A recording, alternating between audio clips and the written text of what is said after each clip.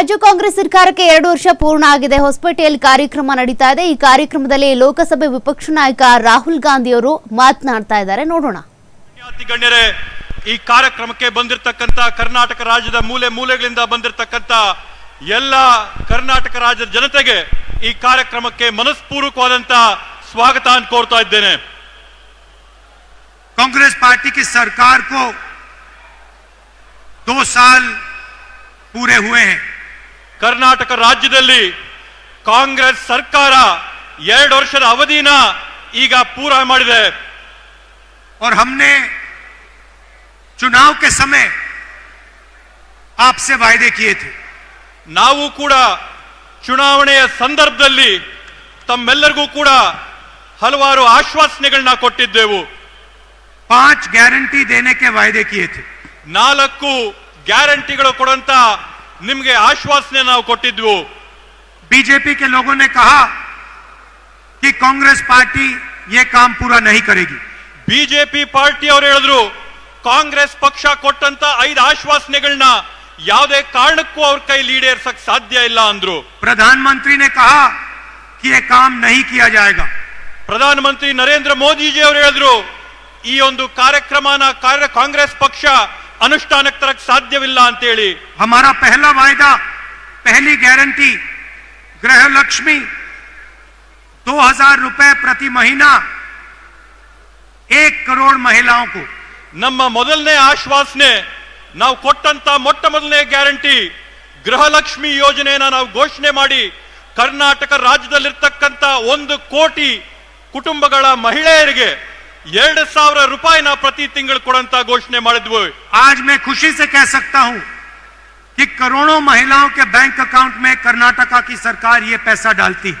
ಇವತ್ತು ನಾನು ಅತ್ಯಂತ ಸಂತಸದಿಂದ ಹೇಳ್ತಾ ಇದ್ದೀನಿ, ಕರ್ನಾಟಕ ರಾಜ್ಯದ ಕಾಂಗ್ರೆಸ್ ಸರ್ಕಾರ ಕೋಟ್ಯಾಂತರ ಹೆಣ್ಣು ಮಕ್ಕಳ ಖಾತೆಗಳಿಗೆ ನೇರವಾಗಿ 2000 ರೂಪಾಯಿ ಪಾವತಿ ಮಾಡ್ತಾ ಇದೆ ಅಂತ ಹೇಳಿ. दूसरा वायदा गृह ज्योति, करोड़ों परिवारों को 200 यूनिट बिजली के फ्री में. ನಾವು ಕೊಟ್ಟಂತ ಎರಡನೇ ಆಶ್ವಾಸನೆ ಗೃಹ ಜ್ಯೋತಿ ಯೋಜನೆ ಅಡಿಯಲ್ಲಿ ಕೋಟ್ಯಾಂತರ ಕುಟುಂಬಗಳಿಗೆ ಪ್ರತಿ ತಿಂಗಳು 200 ಯೂನಿಟ್ ಉಚಿತವಾಗಿ ವಿದ್ಯುತ್ ಕೊಡ್ತೀವಿ ಅಂತ ಆಶ್ವಾಸನೆ. ये भी वायदा हमने पूरा किया. ಈ ಒಂದು ಆಶ್ವಾಸನೆನ ಕೂಡ ನಾವಿವತ್ತು ನಿಮ್ಮ ಮುಂದೆ ಈಡೇರಿಸಿದ್ದೇವೆ. तीसरी गारंटी अन्नभाग्य, 4 करोड़ लोगों को 10 केजी अनाज. ಮೂರನೇ ಆಶ್ವಾಸನೆ ನಾವು ಕೊಟ್ಟಂತದ್ದು ಅನ್ನಭಾಗ್ಯ ಯೋಜನೆ ಅಡಿಯಲ್ಲಿ 4 ಕೋಟಿ ಪಡಿತರಿಗೆ 10 ಕೆಜಿ ಅಕ್ಕಿನ ಪ್ರತಿ ತಿಂಗಳು ಕೊಡಂತ ಆಶ್ವಾಸನೆ ನಿಮಗೆ ಕೊಟ್ಟಿದ್ವು. और आज कर्नाटक में करोड़ों परिवार को ये अनाज मिलता है. ಇವತ್ತು ಕರ್ನಾಟಕ ರಾಜ್ಯದಲ್ಲಿ ಕೋಟ್ಯಾಂತರ ಕುಟುಂಬಗಳು ಇವತ್ತು ಈ 10 ಕೆಜಿ ಅಕ್ಕಿಯ ಸೌಲಭ್ಯನ ಪಡ್ಕೊಳ್ತಾ ಇರ್ತಕ್ಕಂಥದ್ದನ್ನ ನಾವು ನೋಡಿದ್ದೇವೆ. चौथा वायदा शक्ति योजना, जिसमें हमने गारंटी करके कहा था कि महिलाओं को बस में जाने के लिए पैसा नहीं देना पड़ेगा, महिलाएं फ्री में बस में घूमेंगी. ನಾವು ಕೊಟ್ಟಂತ 4ನೇ ಆಶ್ವಾಸನೆ ಶಕ್ತಿ ಯೋಜನೆ ಇತ್ತು. ಶಕ್ತಿ ಯೋಜನೆ ಅಡಿಯಲ್ಲಿ ಕರ್ನಾಟಕ ರಾಜ್ಯದಲ್ಲಿರ್ತಕ್ಕಂಥ 3.5 ಕೋಟಿ ಹೆಣ್ಮಕ್ಳು ಬಸ್ಗಳಲ್ಲಿ ಉಚಿತವಾಗಿ ಪ್ರಯಾಣ ಮಾಡಂತ ಒಂದು ಸೌಕರ್ಯನ ನಾವು ಎಲ್ಲರಿಗೂ ಒದಗಿಸ್ಕೊಡ್ತೀವಿ ಅಂತ ಹೇಳಿದ್ವಿ. तकरीबन 500 करोड़ बस की ट्रिप्स कर्नाटका सरकार ने मुफ्त में दी हैं.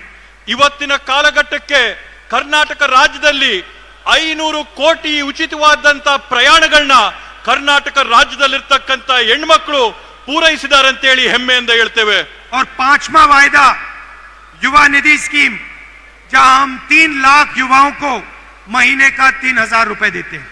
5ನೇ ಯೋಜನೆ ನಾವು ಹೇಳಿದ್ದಂತದ್ದು ಯುವ ನಿಧಿ ಯೋಜನೆಯಲ್ಲಿ ಕರ್ನಾಟಕ ರಾಜ್ಯದಲ್ಲಿರ್ತಕ್ಕಂಥ 3 ಕೋಟಿ ಯುವಕರಿಗೆ ನಾವು ಪ್ರತಿ ತಿಂಗಳು 3000 ರೂಪಾಯಿಗಳನ್ನ ಅವ್ರ ಖಾತೆಗೆ ಪಾವತಿ ಮಾಡುವಂತದ್ದು. हमने आपसे कहा था कि हम कर्नाटक के गरीब लोगों के बैंक अकाउंट में पैसा डालेंगे. ನಾವು ನಿಮಗೊಂದು ಆಶ್ವಾಸನೆನ ಕೊಟ್ಟಿದ್ವಿ, ನಾವು ಕರ್ನಾಟಕ ರಾಜ್ಯದಲ್ಲಿರ್ತಕ್ಕಂಥ ಬಡ ಕುಟುಂಬಗಳ ಬ್ಯಾಂಕ್ ಅಕೌಂಟ್ಗಳಿಗೆ ನೇರವಾಗಿ ಹಣನ ಜಮಾ ಮಾಡ್ತೀವನ್ನಂತ ಆಶ್ವಾಸನೆ ಕೊಟ್ಟಿದ್ವಿ. और आज हजारों करोड़ रुपए डायरेक्ट आपके बैंक अकाउंट में जाता है. ಇವತ್ತು ಕರ್ನಾಟಕ ರಾಜ್ಯದಲ್ಲಿ 16,000 ಕೋಟಿ ರೂಪಾಯಿಗಳ ಅನುದಾನ ಹಣ ನೇರವಾಗಿ ಪಡಿತರ ಅಕೌಂಟ್ಗಳಿಗೆ ಜಮಾ ಆಗ್ತಾ ಇದೆ.